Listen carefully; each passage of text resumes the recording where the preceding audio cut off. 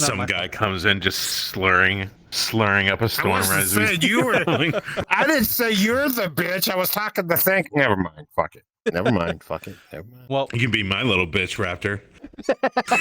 That's what they all say. That's what they all fucking say.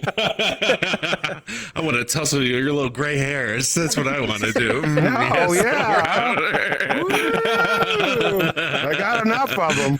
Oh, Santa Claus, please. Oh, yeah. Ho, ho, ho. Here we go. Whoa, whoa, whoa. Yeah, all that bullshit. Fucking little elves.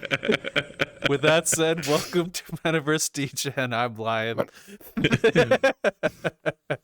Hi, folks. I'm back for a little while. I'm Old Man Raptor, and I guess, and look out, this is going to be fucking nuts. I can just feel it. I'm a fucking Jew. Anyway, I'm the Alaskan Jew. Thank you. Thank you for having us. Wonderful. Oh, thank you for joining us. It's an absolute pleasure to actually get to meet you. So thank you. Mm-hmm. You're welcome. So no, it's you guys. You guys are the pleasure. Oh. I didn't know we are gonna have that kind of show. Does it come with? It's been this kind of show. It's been this kind of show the entire time. This is what's gonna happen. All right, it's gonna be a wonderful time. I'm gonna have a few drinks and I'm gonna keep smoking this weed, and it's gonna be wonderful. All these questions are gonna make. I just want to know: does it come with Oreo cookies and milk? Because I'm hungry. There is aftercare. I would say so. I would say. Oh, fine, yeah. It's like Medicare, but just with no bonus. Gotcha. Yeah. Understand. No problem. We don't believe in Medicare. Just aftercare. That's aftercare. Yeah. I'll give you a cigarette. Milk and cookies and a ride home. Milk and cookies and a ride home. Yeah, I gotcha. Let's see how this works. Yeah, kind of like my dad. What is it you're known for, and how did you get started, and what pulled you into VRChat? Oh God. Okay. What am I known for? That's a good question because, I don't know. Fair. I guess I'm the comedy guy. I guess.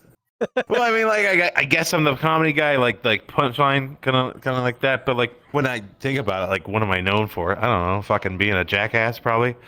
Who knows? So I started Punch. Wait, what was the second part of that question? What pulled you into VR? What pulled me into VR? So what pulled me into VR is actually super depressing. I was with this gal for a real long time. Then she finally, I got rid of her. And then I was like, dude, freedom. And then also alcohol. And then I combined those two and I just cried for a year straight. Whoa. And then I was like, this VR's kind of fun still. Oh. Interesting. The first time we heard that is a response, to be honest. It was a wild experience. It was 2020, right? So you just get in there and just fucking drink and oh my God, the people back then, that's all you were doing. It was either you were I'm going around ERPing, or you were going out to the drinking nights, and that was it. And that kind of still is VR, honestly. It's just I was just gonna say, what the hell's changed? Jesus Christ! Nothing's changed. And it's not punch in, punch out, and say what the fuck, what the hell? Yeah, time cards. And if you go to the fucking Great Pugs, dude, you try finding a friend in there that you're gonna have for years. No way. You got some fucking idiots in there now, super autistic. Breed of those guys. It's awful. I met some of my greatest friends in Midnight Rooftop. Shit. Still to this day I'm friends with them. Wild. 4 years ago. 2020. Wow. Well, okay. Third part of that question. Yeah, what was that? Sorry. Oh, no, you continue. What started the Punchline comedy from your drinking? What started? So honestly, from drinking. So what happened one night? I was fucking slammed. I was just Jack Daniels is my bitch, and then Jack Daniels made me his bitch, and then I was kind of it was. I think it was 2 years ago, and I was just there's no comedy clubs in VR at this time. And I was just I'm gonna make a place for it. That's what I'm gonna do. And the next day, I just made a Discord and just fucking did it. Oh wow! Yeah. Yeah, I just did it. I was like, all right, let's see what happens. And then all of a sudden, everyone's like, all right, I like going to this shit. And then it was me and 3 of my friends. And we were like, we all wanted to be comics. Well, at least I did. And then I forced my opinions on them. And they were like, that's a good opinion. And then, boom, all of a sudden, me and 3 guys just doing stand-up. Never done stand-up before at this time. Ever, right? We just go up on stage and tell some shit from our life, and we're just bombing. We're just doing terrible the entire time. And people keep coming back. They kept coming back over and over and over again. We were burning ourselves out in shows and shit like that. Just 3 of us. Just trying to come up with a new 15-minute bit each fucking time. Never doing stand-up before. And now, almost every single one of us goes out and does it regularly, IRL. Oh, really? For stand-up. Wow. Yeah. Oh wow. Almost every one of us. Shit. Yeah. There's we have a whole like regulars group like of people like I think like I'd say 12 of them right now are kind of like the OGs, been around for like a year or 2 years almost, just fucking doing it, grinding, all that shit, just doing our shit. And then tons and tons of open micers. You know, it started with I don't know, 60 people, and then boom, now it's up to like 1,045 people. It's insane. Wow. It's insane what's happened. I was just some drunk dude. I was no one special at all. And Punchline is way bigger than me now. Wow. So this is what happens. I smoke a little bit of weed, and I will fucking just ramble. So cut me off when you need to. Oh, don't worry. We're not going to cut you off. We let people ramble and rant. So, fair warning. Oh, dude, I'm going to say some shit. This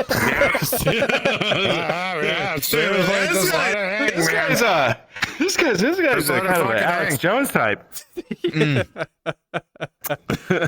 So, Well, at least you didn't say Harry Potter. That's true. indeed. So, from going from your virtual shows where you're doing it for the first time to stand-up shows, what is the difference between comedy in VR versus comedy in real life?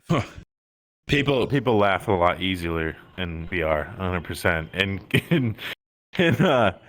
in real life. So, like in real life, most of the time you're going to an open mic, and you're going to this bar where people got the fucking TV playing, still watching the sports, while you're just some asshole wanting to talk about Hitler on the stage, while you're trying to get one dude to listen, you know, trying to convince him he was a good guy. And they won't listen. I don't understand. It's just a bit that never worked.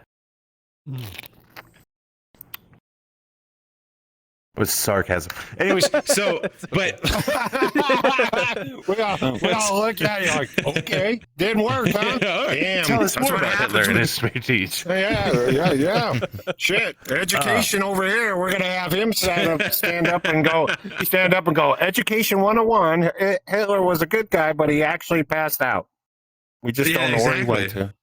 There you go. Yeah, That's true. Mm-hmm. So, like, yeah, you go out to bars, and it's just an awful experience most of the time. You know, you get laughs in a crowd. That's great, but most of the places that you go to aren't really meant for comedy per se. They're just like, oh, you're at a sports bar, you know, trying to fucking get your 5 minutes in, or yeah. But there's also some greats, you know, great places to go in real life. Like the actual comedy clubs will have like open mic nights, and fucking people love seeing that shit. So it's kind of both. What we made in VR is a little different than your normal VR experience, because we made this place with comedy in mind, and it's a comedy venue too as well. So like, people come here to see a show. You're not going to a fucking blackjack, or excuse me, what the hell is it called? Great Pug, right? Black Cat or Great Pug, and just seeing some dude on stage and you automatically want to boo him, right? So it's you come to see the show kind of thing. Okay. So, what in the beginning made you want to become a comic? I've always wanted to become a comic. Forever. I've always wanted to become a comedian. I was always the guy where I was like trying to make people laugh as shit and whatnot. And I've always been that guy at work, kind of thing. Forever. Always wanted to do it, and I was just like, you know what the fuck? Why am I not doing it? You know, I've got a good living. I got a really good job, thank God. But it's not my dream. It's not my passion at all. I'm here to make money, and that's it. You know, so I got to do what I want to love instead of just staying fucking the age I am and not doing it now. That's a fucking terrible idea.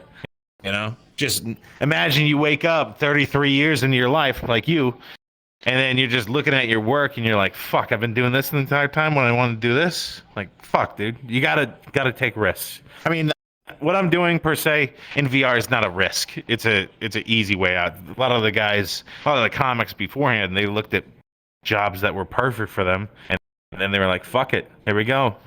Let's go all into stand-up comedy, and a lot of them didn't.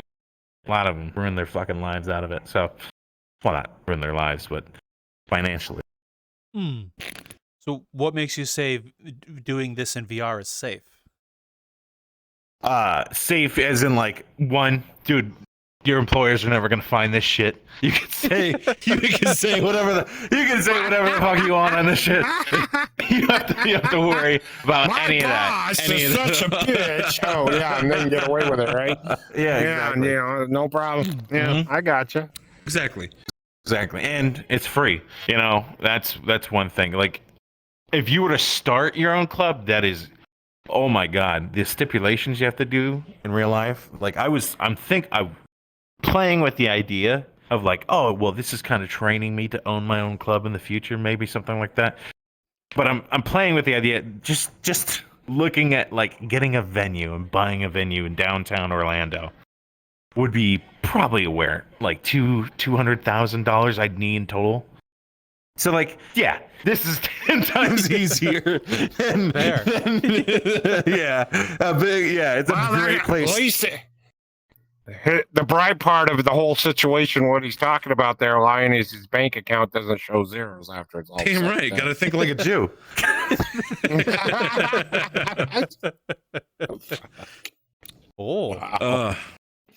I got a question for him, Lion.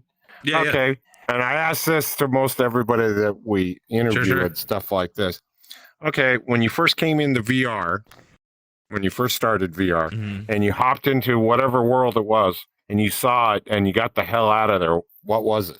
It was my first like furry orgy, and it was wild. Yeah, it was a wild experience. I was like, dude, that dog's fucking another dog. This is crazy, dude. What the fuck?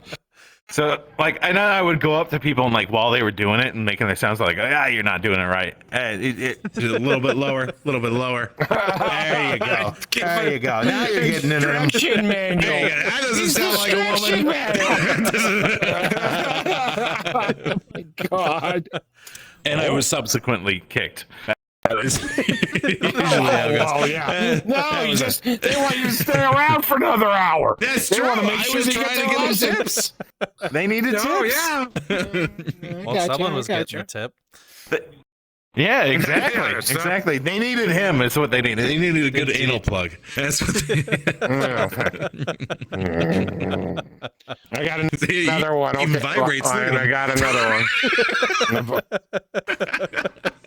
Don't go there. It's scary and dark. Nobody gives you a flashlight. They just give you instructions. Inner only. Thank you. No, that's not my question. My question is how'd you get your name? How'd you get your name? TheAlaskanJew. So it's really, really old. So I used to work at Alaska Airlines, and I used to be a Jew. So both me and my name are outdated. So I used to be a Jew. So my family. Well, what happened is I regrew my foreskin. Is what happened, but actually, okay, gotcha. I was going, how the hell do you become what? I gotcha. I was completely lost there for a second. What? Okay. My family was a Messianic Jew, right? So what that is basically Christian with extra steps. Jews are like that; they don't even look at them as real Jews. So it's a whole thing. Technically, I'm a Gentile, which means I wasn't born in Israel or even like Jewish by race or anything like that. It just means, my white family wanted to be Jewish. they're just following in the steps of Judaism, because that's how the Jewish faith is like they're so fucking picky about who they let in. They're like, all right, you can come in, but we're gonna call you something else. We're not gonna call you Jew. We're gonna call you a Gentile. You're one step above Goy, which means other. It just means other. Like, Ari Shaffir has this great fucking bit about Goy, and how it's just like, oh, everything is other, and other is 99% of the fucking world. That's how highly the Jews think of themselves. But anyways, so sorry. What were you saying again? I was on something. Oh. No, it's A-okay. Raptor asked you how you got your name, but you answered it. Then you went on. Yeah. So yeah, I used to work for Alaska Airlines, and then I used to be Jewish. And then I mentioned that at work while I'm at work, and they're like, "Dude, you are the Alaskan Jew." That's it. And I'm like, okay, that's where the name came from. They kept fucking, as I was working, they kept putting fucking coins behind me too as well. So I was like all right. And then like a Jew, I kept them all. They made like $20. It was amazing. So from when you started Punchline Comedy, what kinds of things did you learn about comedy and or running a venue from doing it? Fucking learned everything. I learned how to bomb. I learned how to just do comedy in general. Like it just, what we say in stand up and shit like that is the only way you learn is by doing it. So you're just doing it, you know?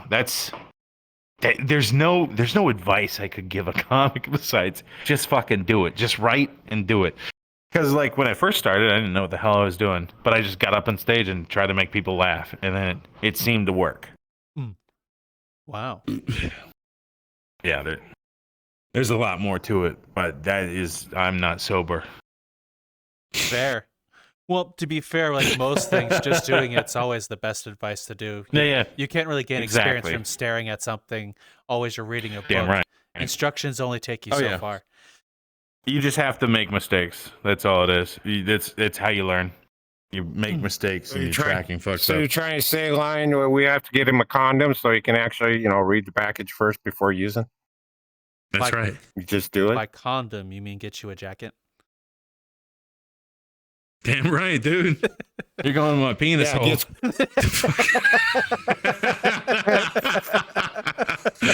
I'm gonna use a sounding rod. Sounding rod? What? Next week I'll be digging up worms.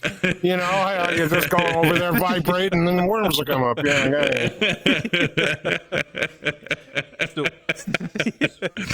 So when you first started comedy and you got into it, were you glad you started in VR? Or would you rather start in real life? Yeah, I'm glad I started in VR. I had no idea what the fuck I was doing on stage, dude. If I was in real life, they would have fucking booed me off so fucking fast. I had this buddy. We were doing stand-up together in Orlando, and he got pepper sprayed off a stage. He was talking about Hitler. Holy fucking shit! Pepper sprayed off. You suck that bad, bitch. Eat this! Oh my god, that's lucky to get taste. Oh, it was great. Lucky the fucker didn't get taste. Yeah, but that's how it is sometimes in real life. It's like that's the type of audience you can get, is a fucking hostile audience. In VR, it's much nicer. It's easier. It's easy to manage. Yeah. There's endless. At least you things ain't getting pepper sprayed on fucking VR. Exactly. That'd be a motherfucker. Fucking Right? Holy shit. Yeah, fuck, dude. It's hard enough to see out of these fucking headgear, and you want to fuck be pepper sprayed? Fuck, that'd be a bitch. What's wrong with you? That's My true. eyes are watering. Can't see shit, damn it. What the fuck you think is wrong? What happened to you? I just got on stage, now I'm off. Yeah, that'd be a motherfucker nobody wanted to play in. Holy shit. Yeah. I can just... Hard to get erection that way. It's fucking difficult, man. Whoa, whoa, whoa, whoa, whoa. Hold the boat. Hold the fucking boat. Fuck. If you're putting pepper spray on your junk before you fucking get hard on, that's one hard up son of a bitch. That's all I can say. That motherfucker's harder for really a lot. More than he can handle. Dude, I might have to try this. I might be like, all right, let me pepper spray my dick and see what happens. Is it going to make it harder? Oh my God. Wow. Now I just got to find the woman to get on it. Oh, think about it. My girlfriend would have the wonderful time with that. She's over there. Fuck no. Fuck no. Well, funny thing you mentioned that. I knew a guy who used Icy Hot to jerk off once. And then afterwards was forced to take a march. Terribly. He was holding his junk, legs up in the air, trying to make sure the pain stopped. It was funny as shit.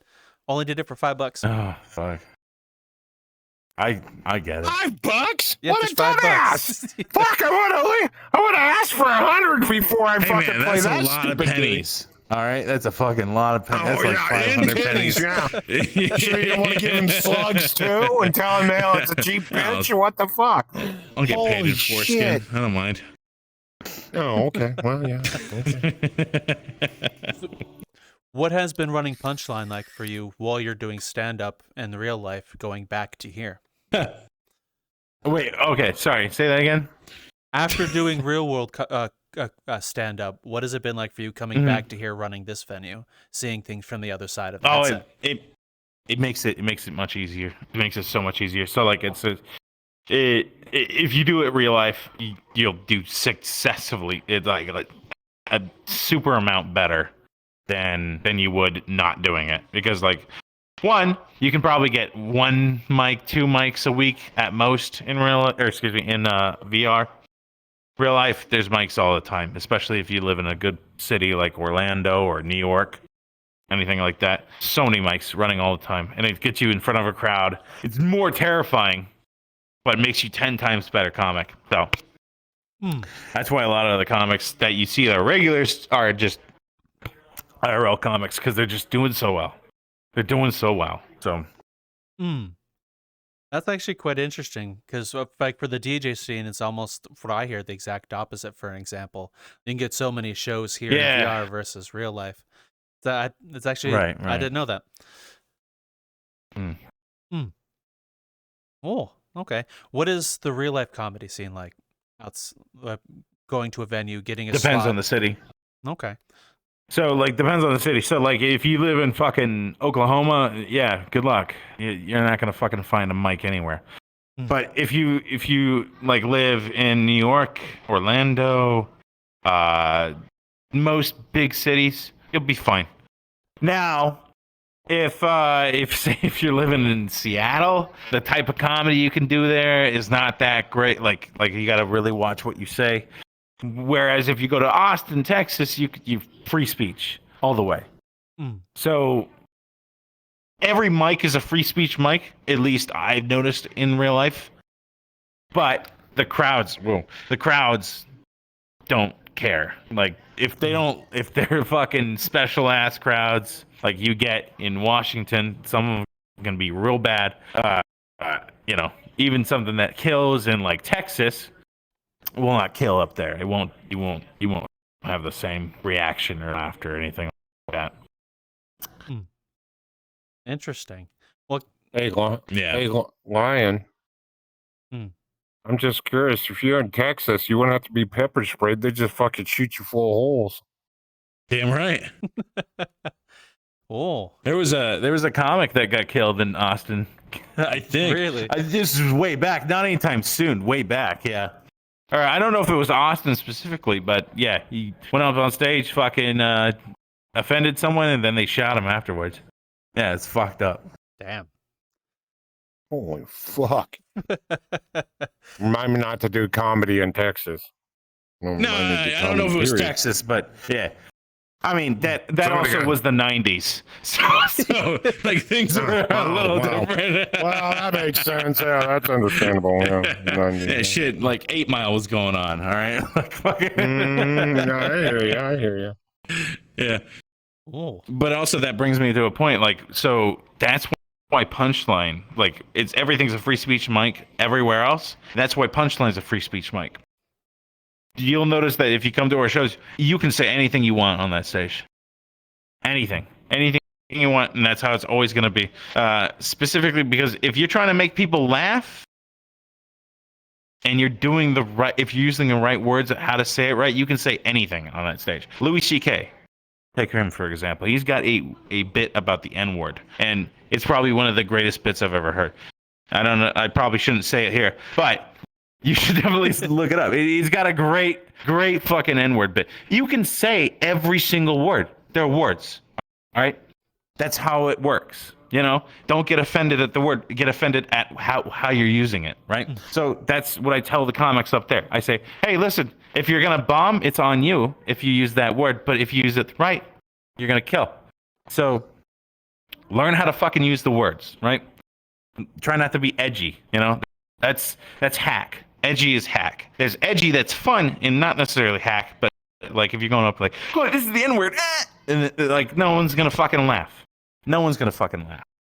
So there's always some like kind of like stuff that I tell people, but yeah, you can say whatever the fuck you want here. Not gonna be. There's other comedy club that fucking they're corpo. You can't say what you want there. So that's sad. I don't agree with that. And then almost every open mic you go to in VR, same way. They're also they let kids in and shit like that. Ugh, I can't with these kids. All right, but yeah. Fair. Yeah. Well, from that spiel, I have actually a few more questions that I'll lead with this one. What is the crowd like in VR versus some of the other places you've done comedy in? So they're rowdy. I'm not gonna lie. VR crowds are kind of rowdy, and you have to get on top of that like real quick because they're too rowdy. You kind of like, hey, shut the fuck up, and then they'll usually calm down. But like if you don't stay on top of it in the very beginning, you got a rowdy drunk crowd, dude. They fucking trample over whatever you're trying to say there. They're not bad though. Like almost every show we've been getting is getting like 70 plus, so it's a new face every time. Not that I sound like an asshole the entire time. Oh, look how great I am. But it's been nice seeing all like the new faces and all that shit. So it's a new crowd every time. It's kind of almost similar to real life in that fashion. You're never gonna see the same person twice, except unless you get some like regulars. So we noticed we got some regular people that come in quite often. They're nice folks. But in real life, like I said, it comes to like, oh, hey, I'm at a bar and no one's listening to me kind of thing. Or if I'm at a comedy showcase and I'm on that showcase, like everyone came there for me. So it's got the same effect kind of thing. Yeah. Okay. And you also made a comment earlier that interested me. You kind of alluded to a difference between being edgy and then doing edgy right. Would you mind explaining the difference between the two? Yeah. So like being edgy, right? You just talk. You're like trying to be as racist as possible. And just like not enough really. It's basically when you're trying to be racist but not funny. That's edgy. If you can say a racist joke and make it extremely funny. You can. But you got to be saying it like, oh, I don't agree with what I'm saying. I'm not up here preaching like, oh, I want you to go kill this certain color of people. Like you're not saying that. You're saying, oh, these guys they take a lot of shit. Okay. And that's it, All right. You gotta look at the difference. Yeah. That's actually good to know. So, how many shows in real life have you done since you started Punchline? How many mics have I been to? Yes. Well, since it's been 2 years, at least 50. Wow. Or so. So I've been on and off. That's not good numbers, to be honest. I need to hit more. Like I'm on a fucking break right now. I've taken a 4-month break so far, and I need to get right out of it. I need to get right back into it. Because I was just spotty for a while. So. Okay. But yeah. Because you should be hitting like 4. 4 a week, at least. Okay. If you can. It's just reps, rep. It's just like working out. You gotta hit that gym every day, basically. Okay. It's a lot of work, and then you gotta write every day too as well. And I fucking fell off the wagon with that one too. That's a big thing, writing.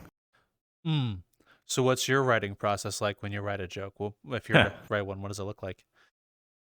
I get lucky, and it comes to me, and then I have to write it down immediately. Basically, is usually how it goes. But also, what I'll do sometimes too as well is I'll go home, I'll put some jazz on, and I'll like go through all my bits and rewrite them. Be like, all right, let me make it a little bit shorter. But when new bits come, I fucking anything I'm doing, drop it, type it in real quick, and then maybe take it back into the writing board, see what I can do with it. Maybe I can make something out of it, Like. Okay. How long does it normally take you to flesh out a joke? So if I'm gonna do a full on joke, right? So if I'm gonna make this bit perfect, I could take it out to real life. 5 months. 5 months. 5 fucking months. Yeah, wow. Dude. 5 months of just like getting that shit perfect. That perfect bit. I can take that bit and I can kill with it anywhere. So half the shit I take out to real life isn't done. None of it's done. I take it and I keep refining. I keep saying it on stage, so you have to keep refining it. Okay. Now, do you use VR as a way to like work out jokes and bits you bring to the real world? It's 100% a tool. But now it's also like keeping this tool for everybody else as well. So it's not really about. It used to be always about me and doing it. Now it's like for like, okay, fuck. Everybody's kind of using this place now, So it's for everybody. A tool for everybody. Well, so what has been the community's response to Punchline Comedy as you've been running shows and doing events here?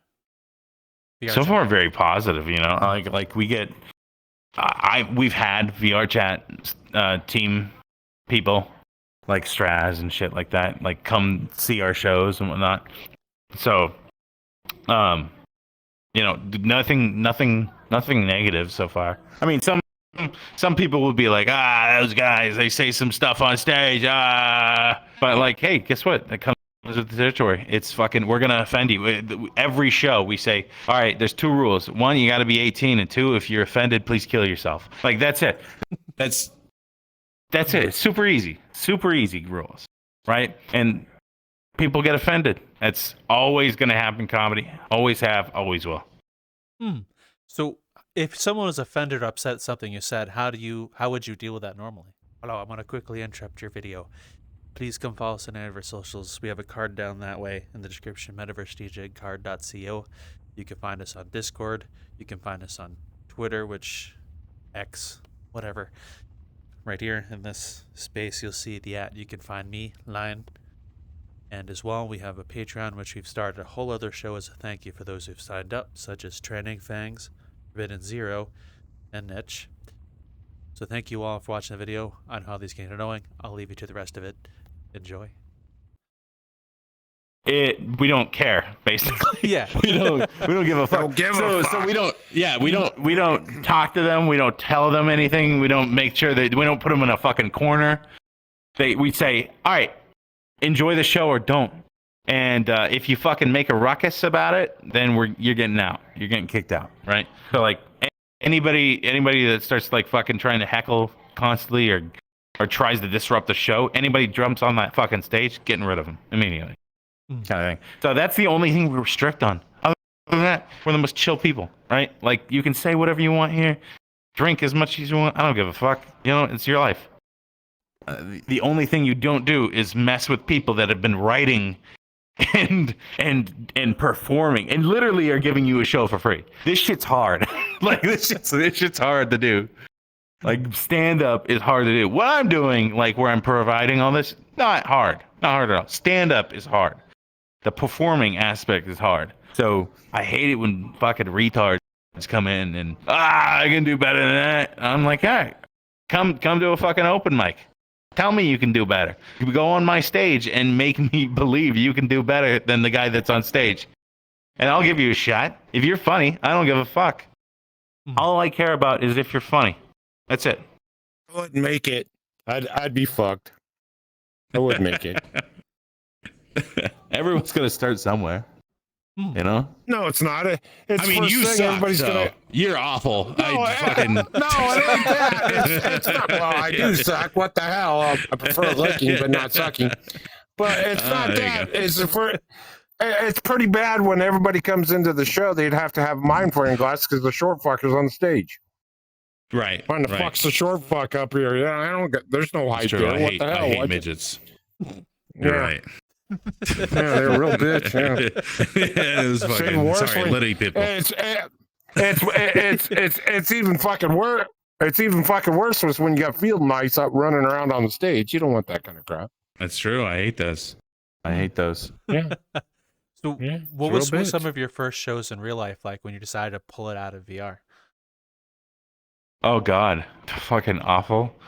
Like I would go up on stage. And I have this bit. And I'm just trying to get through one bit, and like I'd be halfway through, and I'd hear someone talking in the back, and I'd be like, "I'm done," and I just fucking set it down and walk.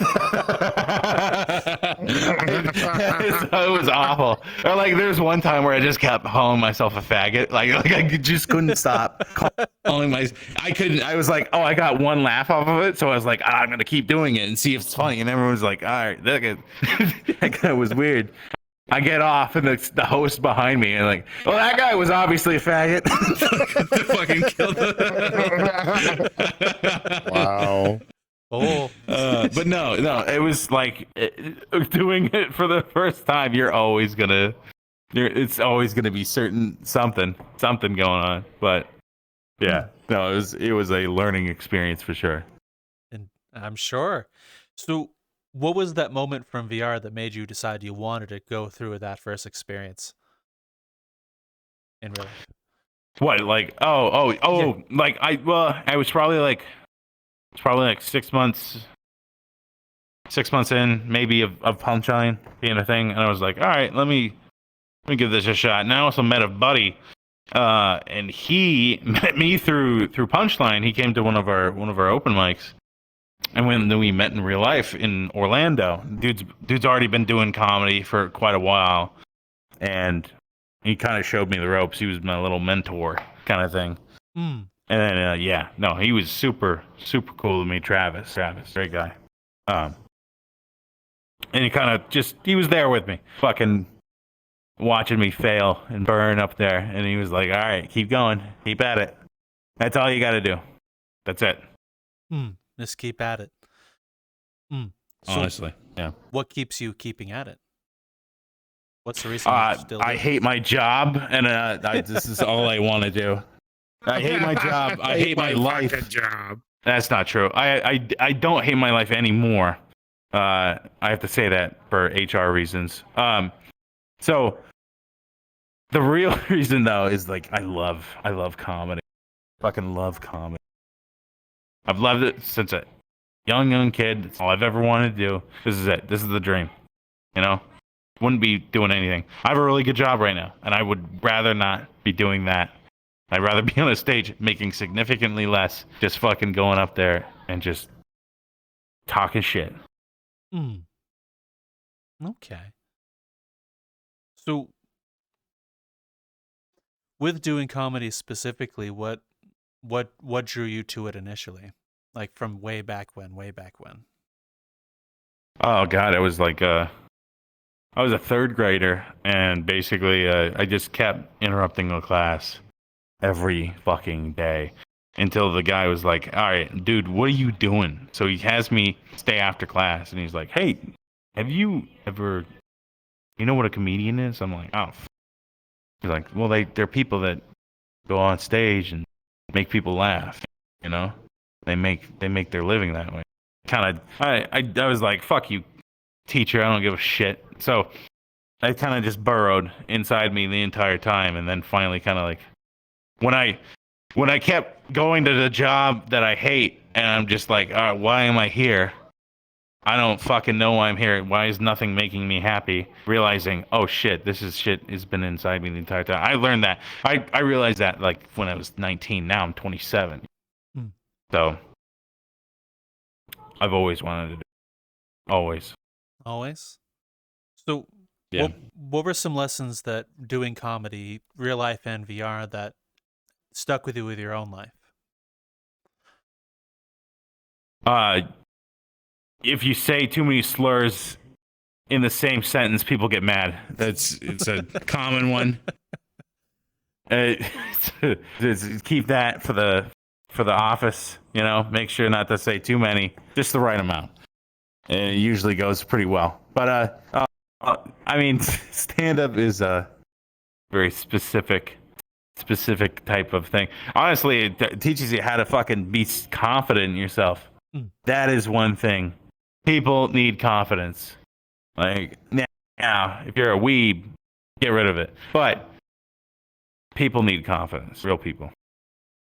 So you're able to build more confidence in yourself by doing comedy. Oh, 100%. Yeah.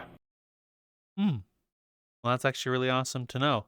Not a lot of people are able to find that kind of confidence so late in life. Normally, they kind of stick with whatever they decide to call themselves by, 25 normally?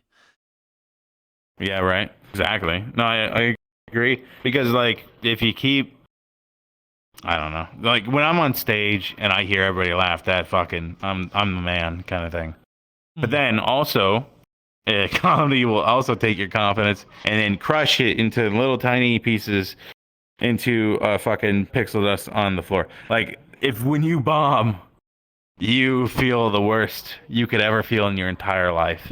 It is the worst feeling. Awful. Everyone hates you. You just did terrible. Go get. And then you have to come back to the same place the next day and do it again. Yeah. It can make you feel shitty. How do you deal with bombing? Like, when you do a set that does terribly, how do you recover from it?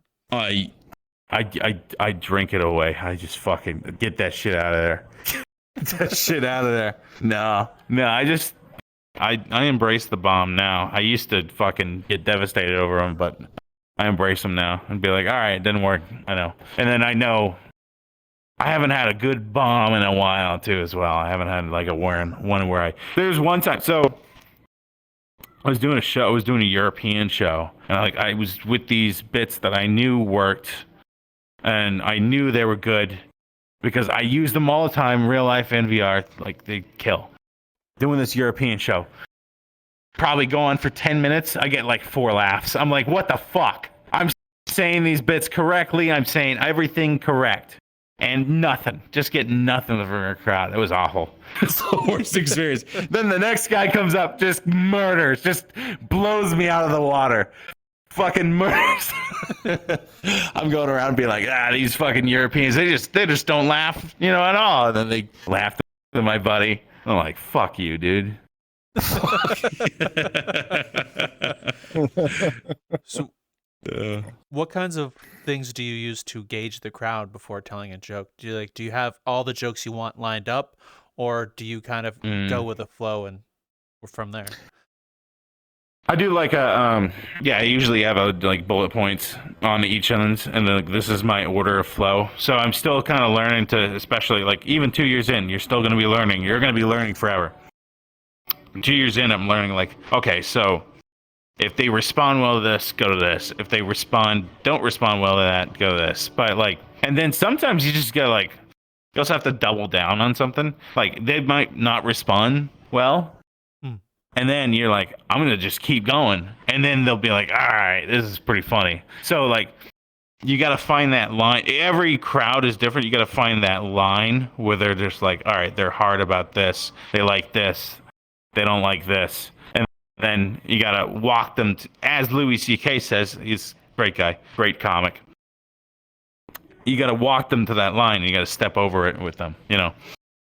It's a whole art, the whole art. Okay. I'm an artist. Okay. That's what I am. So what was the first real life show that did successfully? You got the whole crowd roaring and laughing. What was that experience for you like when you kind of first had my first time? First successful. It was my first time at like a actual comedy club that was out there, and like fucking people loved me. I was doing well, and it was like what the fuck? I have 5 minutes. all right, here we go. So, and then after that, we would go to this mall, the strip mall, and we do comedy in the strip mall at 11 p.m. at night for about 7 people. And I killed there. And I'm like, what's going on? What's happening? Oh my God. And then, yeah, Okay. kind of did well from there. But then some days you do well, and then some days you don't. It's just how it is. Like, there's no rhyme or reason, you know? So, is in earlier stages, it's kind of random whether you get a good crowd or bad crowd, or is it all on the comic for skill in order to make? Oh, it's all well. If you're getting a good crowd or bad crowd, it's all on 1, the venue, 2, time of day, 3, how drunk is everybody, 4, are they into you or not, 5, there's so many fucking factors, You know, usually with VR you get like same factor type of people. Oh, okay, they're either drunk or they're not. You know, that's about it. You know, they're always kind of like, and VR people love free things, so that of course they're gonna come to the show. You know, so, yeah. But with real life, you're lucky to get people to stumble into the bar, and then a lot of the guys they'll just come into the bar and be like, "What the fuck's going on?" and won't realize, and then yeah. Now, when you have a place meant for comedy, that's the best place to do in real life. That shit's great. Okay. So how does a place meant for comedy differ from the other places you mentioned? Well, you have one, bar goers, and then all of a sudden you're at a bar, you're drinking with your friends and wanting to be loud, having a great time. All of a sudden these guys start getting on stage and be like, "What are they doing with the microphone?" You know, like. So that's what open mics are like a lot of the time. And then you go to a comedy club, and it's all been set up. There's a showcase for it. You came for this reason. Anybody that is there to see a comedy. That's the big difference. Okay. So going back to running Punchline in VR, from when you first started it, what were you expecting it to be like versus what actually it was like? I thought it was gonna be like, all right, I'm done with this not done with this, but I thought it was gonna be like, oh, maybe 200 people at most. And now it's like almost 1,000, or it is 1,000, which is insane. I didn't realize that we would get this far, to be honest. It's huge now, and I'm happy for it, honestly. I'm really happy for it. Wow. Well, if it's gotten this big, it's kind of a testament to the community you're building as well. Yeah. I try to create the community around, like, 1, say whatever you want. 2, be funny. That's it. You know, and like, you know, a lot of the comics get along with each other. I haven't seen other comics hate each other or anything like that. It seems like everybody's getting in the game. And then, like, usually how it usually works, if you're strong and dedicated to comedy, you'll see the same guys. You know, a lot of people you'll notice with comedy, like they'll stay at it for maybe a month or 2, and then as soon as that month or 2 is done, they're out. Don't come back. We had this one guy. I won't say his name, but he goes. So we're doing like our festival thing where we're all like doing kind of like 30-minute sets. And he has been opening for a lot of us, and he's doing fucking killing every time. Kills. So I'm like, hey, do you want to do a 30-minute? Because I know you've been in the business for like fucking 12 years, dude. He's like, absolutely, right? He does the 30-minute bombs. Just bombs, right? Like, he does okay, but it's a bomb. And then I'm like, all right, that's fine. It's a bomb, whatever. But I haven't seen him since. Like, it's been months. Wow. It's been months. Yeah, I haven't seen him since. I'm like, dude, you're doing pretty good. Like, one bomb, like that's what it can do.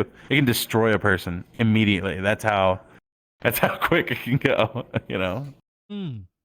So, what are some of the VR comics like versus the ones you've met or seen in real life? Are there any difference between the two? Guys, or the comedy style? Yeah, guys that do VR only, they're a little fucking weird. Yeah, like, one, they're usually super new into comedy, or 2, they don't keep doing it, kind of thing. If you want to be a V or like a comedian, don't be. There's no such thing as I'm a VR comedian. There shouldn't be. You're either a comedian or you're not. So what you should do is you should look at like the things you do on VR as cool, get you to do it in real life, or AKA. A lot of the guys that we have can't do it. They're in fucking in the middle of nowhere, you know? There's no city near them. So this is the easiest way. Well, that's a pretty good way of thinking of VR as anything. It's a good place to learn whatever it is you're doing and to lead out, especially since it's free. You can, as long as you have the ability to create or build, it's here for free. Yep. So how are there a lot of VR comics? Is VR comedy something that's growing, or it seems to be growing. At first there was no one. Yeah, it was just me and my 3 friends. And that was it. And then it seemed to like grow a little bit more with our open mics and just people coming in and like, oh hey, there's a stand up. So that's how we usually found people, is just people talking. That's it. Just people talk. And then it seems to be growing more and more and more. Thank God. Hopefully it doesn't stop. Well, did you expect this kind of responsive growth when you started it all? No. No. I thought I was gonna give up real quick, but I didn't. I was like, okay, I'm gonna keep going and see what happens. And now here we are 2 years later. Like, wow. Well, congratulations on lasting for 2 years, for one thing. Thank you. Yeah. What I've in most things I've noticed, a lot of people in VR don't continue things. So the fact that you're 2 years strong, doing it in real life and still running the Punchline is impressive. Congrats. One thing I do is I never take breaks. Punchline, basically it. So like I'll be away. I'll do something with my girlfriend or something like that, but I'll have someone running it. Never take a break. No breaks. Try not to. Yeah. What makes you decide to run Punchline like that? No breaks. Just so I don't get lazy. Period. If I get lazy, I'm fucked. Yeah. You know? Okay. Yeah, I gotta give a quality project. People. I want this show to be like the highlight of their week, which is hard to do because there's a lot, there's a lot out there. But if I can make it really good, perfect. Oh. So, sorry, I froze there a little bit. It's almost froze. What keeps you running Punchline, even though you're now breaking out into the real world, doing real life comedy clubs as well as other venues? What keeps you keeps continuing it? It's too good of a tool. It's too good of a tool for everyone, and also me. Like it's the greatest. Yeah, it's the best thing you can do, especially if you're not used to going out there. No. It's great for you. If you have a headset, and you want to be a comedian, come over, dude. Come on over. It's gonna be fun. How long did it take you to doing the shows VR or real life? Did it take to set in that this is real? Pretty quick. I was just like, I think. Well, what hit the nail on the head is probably going out and doing my first mic. I was like, oh shit. There you go. This is happening. Okay. What was that first show like? From like when you broke out? I think it was like we had an open mic, and usually no one came, and it was like we'd only just started open mics. It was just the first one, no one came. We were like, all right, good, because we want to all get drunk. So the next one, I was hoping no one come, and all of a sudden, like 60 there. I'm like, what the fuck? This is super early on too, as well. Like, yeah, it was. Oh wow. Are you glad you had that first experience, or the couple from the ones you told us about?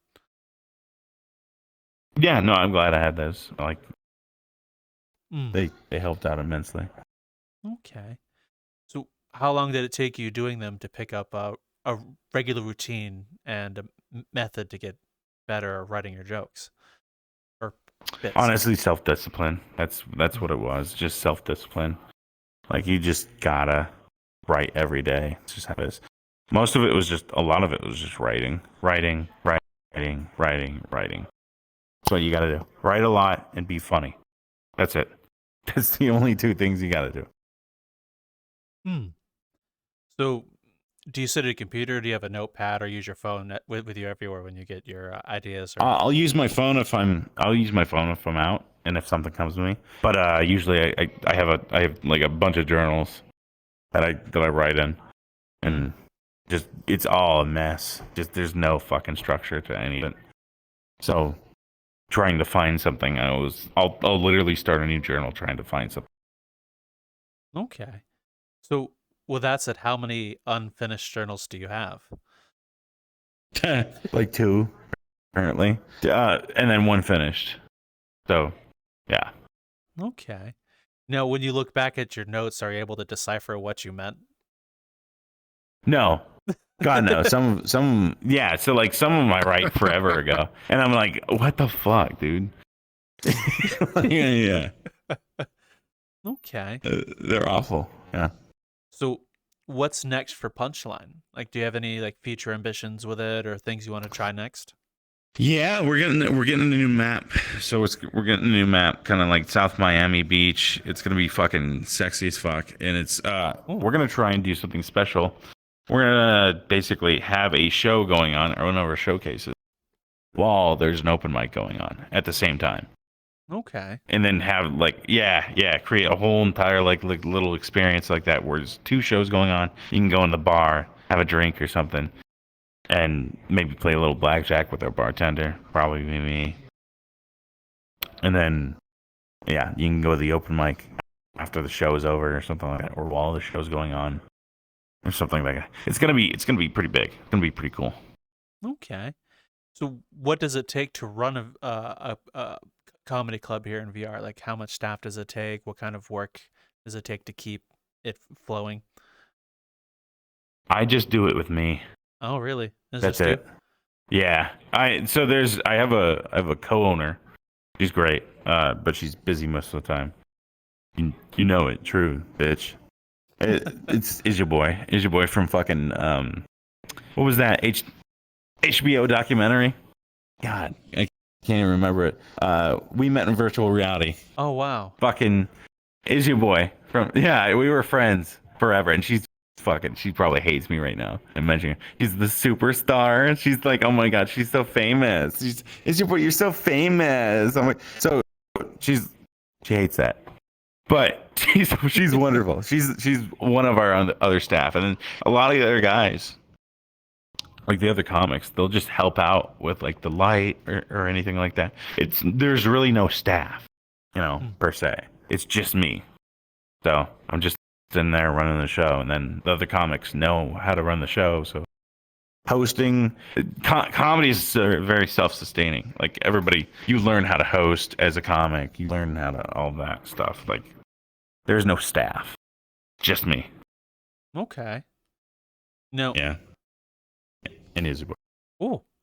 So when you first started Punchline, did you expect it to be as easy or hard as you found running it this long? I didn't think it would take up so much of my time at first. I thought it'd be like, I can just put this shit on a back burner, just chill with it. Nope. Nope. I gotta come up with shit every fucking month, every week. I gotta do my own bits. I gotta come up with my own shit. I have so much. It is, it's a lot. I'm sure. But it's good. Are you glad you've gone this far? You started doing the Punchline, you've done VR comedy, brought it into the real world. Oh yeah. Punchline's great. Amazing. Keeps me fucking sane. All right. So I have a few 2 more final questions before we wrap up. Mm-hmm. One is, where did you get your avatar? Why run it? So this was, oh god, well, I was just always kind of like there's no fat guy avatar, so I was like, all right, what does a San Francisco gay fat guy look like? Oh, a bear. There you go. That's where the bear came from. And then, yeah, you know what I'm talking about, Dirty Raptor. You fucking. You probably live in California, don't you? Oh, fucking. No, I don't. No, I don't live in California. No, I don't live in California. Oh, okay. No. But yeah. So that's kind of like where the avatar came from, at least. Then some friends like did some edits to it. And, hey, put a bow tie and suit on it. So like, all right. And also, I fucking hate e-boy avatars. They're disgusting. I hate them. If you wear one, you should die. Like that's how much I I hope you get the Zico letter. Like that's how much. Yeah. Well, Fucking at least in the bright side of that, a lot of that stuff is dying out now after COVID. I'm seeing a lot more anime, a lot more furry, and a lot of various other types of avatars. At least I haven't seen e-boys like that much anymore. Yeah, I agree. All right. And if you'd have any advice for someone starting out running a community comedy club or doing comedy, what would you give them? Don't fucking quit. That's it. Just roll through it, man. It's gonna suck. And then if you just embrace the suck, you'll be okay. That's all you gotta do. Don't quit. Okay. That's it. Yeah. Well, again, TheAlaskanJew, thank you so very much for your time and learning all about where you started. You're very welcome. As your shows. It's been an amazing pleasure. Thank you. Well, thank you. Thank you, Lion. Appreciate Thank you, it, Raptor. Yeah, you're welcome. Thank you very slut. much for being there. Thank you. Somebody finally got it right. Holy fucking shit. I even got it on a shirt. Number one slut. Boom. That's right. That's right, you fucking whore. I earned it. Didn't get it overnight delivery. Okay? You were digging into someone's asshole, just wiggling around. No UPS guy fucking stopped at my fucking door. They just went on by going, that slut house. You don't want to go to that slut house. Yeah, he's inside someone's asshole right now. I don't want to be there. Being a little dirty Sanchez. Oh. Well, with that said, where can the audience find you if they wish to find you? There should, so I usually say all the links right in my fucking head, but it's not. It'll probably be in your guys' bio. Description. So, boom. Down the Hoobly, what's up? Oh, yep. Good old Discord. That's where we're at. Okay. And if anyone wants to see your real life shows, if they're in your area, how would they find those? Oh, don't. Good luck. Fair. That's to the point. Don't fucking talk to me. Not in the yellow pages. It's not in the yellow pages. Never want to see you. Okay. Well, Gotcha. With that said, thank you again. And I can actually say this, Raptor, do the thing. Been gone a while, but hey, what the fuck? Here we go. We'll give it my best shot. No, I've been fucking tardy for a while. Work's a bitch. Got to do what you got to do. But on that note, if you're, no matter what you're doing, if you think you got a party to go to or raise hell and want to be something or try to be something, go for it and everything else like this. But do me a favor, don't come to my fucking house because the slut bus just went by. We'll talk to you later. Bye.